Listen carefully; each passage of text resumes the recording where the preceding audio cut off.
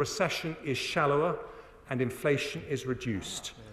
Unemployment is also lower, with about 70,000 jobs saved as a result of our decisions today. Then, once growth returns, we increase the pace of consolidation to get debt falling. This further reduces the pressure on the bank to raise interest rates, because as Conservatives, we do not leave our debts to the next generation.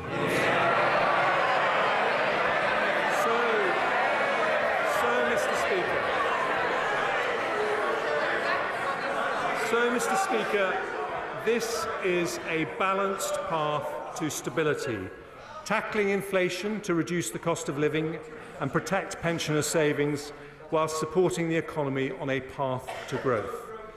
But it means taking difficult decisions. Anyone who says there are easy answers is not being straight with the British people. Some argue for spending cuts, but that would not be compatible with high-quality public services.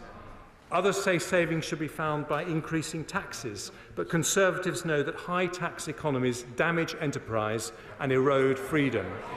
We want low taxes and sound money, but Conservatives know sound money has to come first, because inflation eats away at the pound in people's pockets even more insidiously than taxes.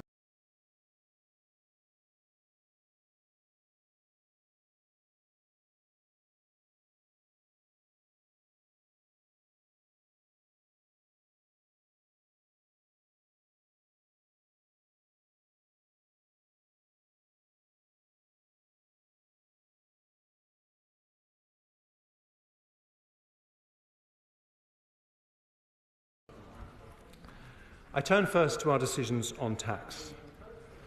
I have tried to be fair by following two broad principles.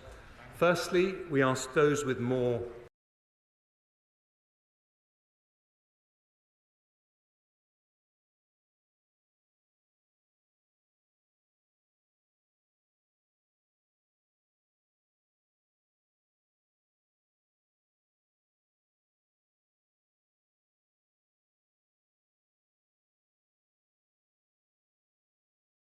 at which the 45p rate becomes payable from £150,000 to £125,140. Those earning £150,000 or more will pay just over £1,200 more in tax every year. We're also taking difficult decisions on tax-free allowances.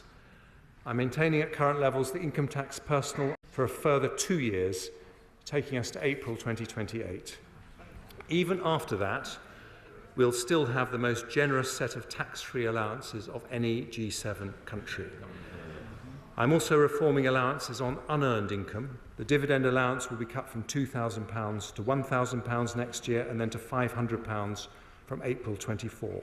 The annual exempt amount for capital gains tax will be cut from £12,300 to £6,000 next year and then £3,000 from April 24.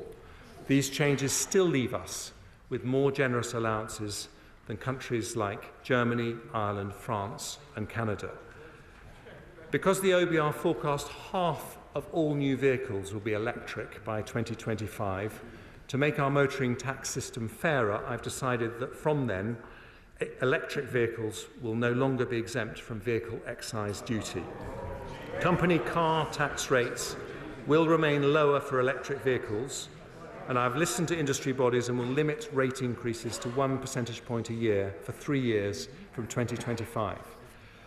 The OBR expects housing activity to slow over the next 2 years, so the stamp duty cuts announced in the mini-budget will remain in place, but only until the 31st of March 2025.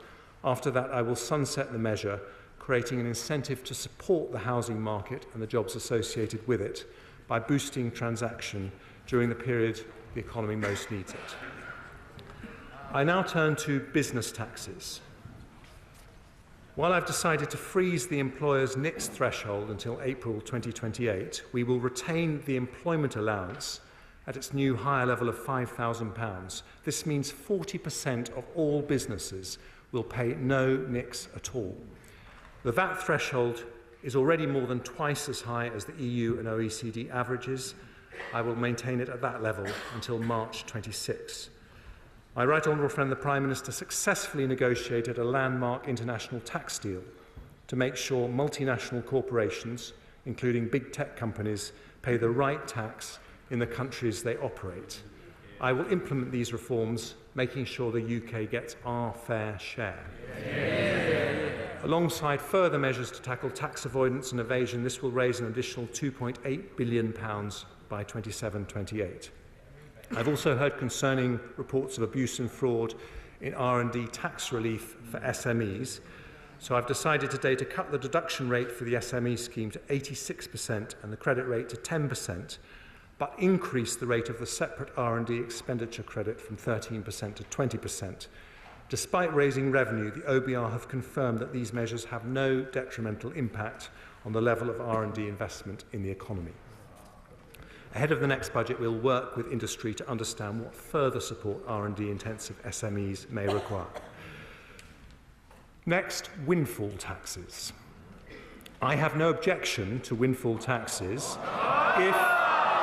if they are genuinely about windfall profits caused by unexpected increases in energy prices. But I know the honourable members opposite are getting excited at the talk of windfall taxes. Can I just say that any such tax should be temporary, not deter investment, and recognise the cyclical nature of energy businesses. So, taking account of this, I've decided that from January the 1st until March 28, we will increase the energy profits levy from 25 to 35%. The structure of our energy market also creates windfall profits for low-carbon electricity generation. So from January the 1st, we've decided to introduce a new temporary 45% levy on electricity generators. Together, these measures raise £14 billion next year. Finally, I turn to business rates. It's an important principle that bills should accurately reflect market values. So we'll proceed with the revaluation of business properties from April 23. But I will soften the blow on businesses with a nearly £14 billion tax cut over the next 5 years. Nearly 2/3 of properties will not pay a penny more next year, and thousands of pubs, restaurants and small high street shops.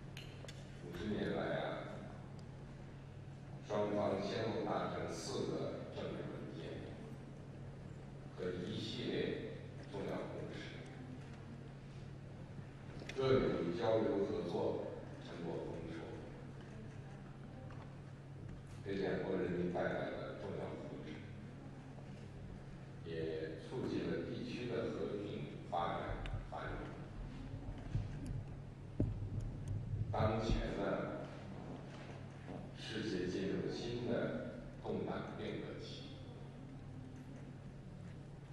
中日互为镜子，成为亚洲和世界重要国家，拥有很多的共同利益和合作空间。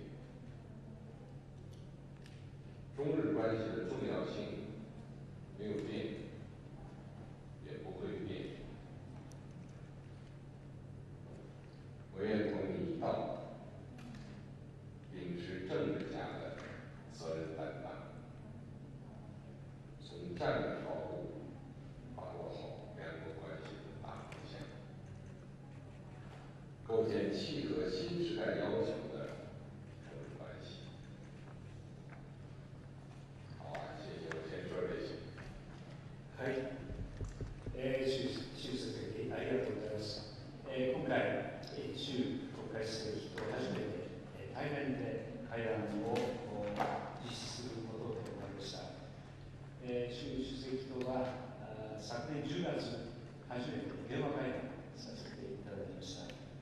大変有意義な意見交換を通じ、建設的かつ安定的な日中関係の構築という大きな方向性について一致することができました。その後、国交正常化50周年を迎える中、新型コロナの影響はあるものの、両国間の交流は着実に回復されてきています。50周年記念日の9月29日に、習主席との間で非常に良いメッセージを交換することができました。現在、日中関係はさまざまな協力の可能性とともに多くの課題や懸案にも直面をしています。同時に日中両国は地域と国際社会の平和と繁栄にとって共に重要な責任を有する大国であります。建設的かつ安定的な日中関係の構築を双方の努力により加速していくことが重要であると思います。本日は習主席との間でそのための率直な意見交換を行うことを楽しみにしております。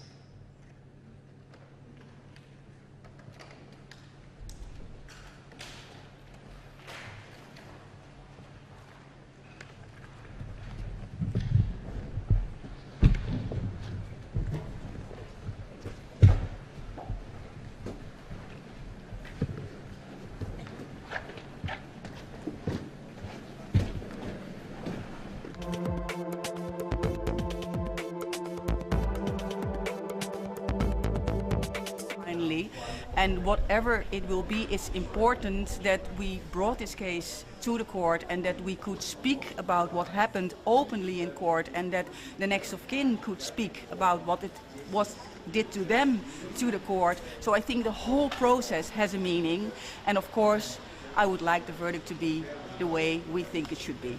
But it's up to the court. Will it be the final stop for you, or are you going to continue with the case? Yeah, this is in this sense not a final stop, because all the parties have 2 weeks to appeal. So if there is an appeal, then we have to go to the Court of Appeal. So it will happen, we will do it again there. And of course, like we always said, the investigation is also still going on about who was the crew, who was in that bugtailor, and who allowed that bugtailor to come to the Donbass at that moment. Does the prosecution mention Russia in any way in the demands for the court? We talk about that we think that the plane was shot down with the Buk missile, and that we also said that the bugtailor that fired it came from the 53rd Brigade, which is a Russian part of it's a part of the Russian army. So in that sense, we talk about it.